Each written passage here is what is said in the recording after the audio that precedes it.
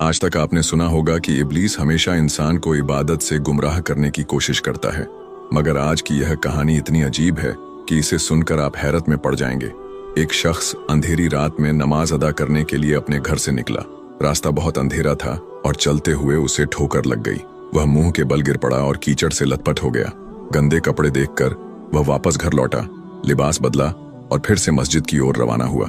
अभी कुछ ही कदम चला था कि उसे दोबारा ठोकर लगी और वह फिर गिर पड़ा, मगर उसकी हिम्मत कम न हुई।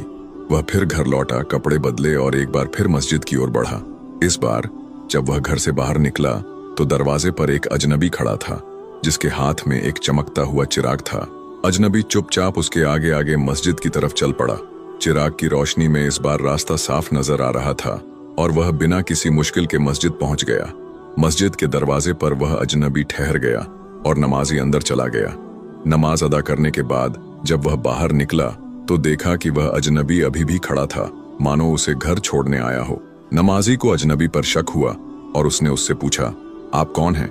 अजनबी ने जवाब दिया, मैं इब्लीस हूँ। यह सुनकर नमाजी हैरान रह गया और बोला, शैतान मुझे मस्जिद तक कैसे छोड़ने आया? तेरा काम तो लोगों को गुमराह करना है।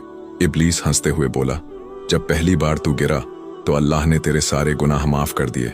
जब दूसरी बार गिरा तो अल्लाह ने तेरे पूरे खानदान को बख्श दिया। मुझे डर था कि अगर तू तीसरी बार गिरा तो अल्लाह पूरे गांव को बख्श देगा, इसलिए मैं चिराग लेकर आया ताकि तू बिना गिरे मस्जिद पहुंच जाए। यह सुनकर नमाजी की आंखों में आंसू आ गए। उसने सजदे में गिरकर अल्लाह का शुक्र अदा किया कि उसकी मेहनत और नियत को अल्लाह ने कबूल कर लिया।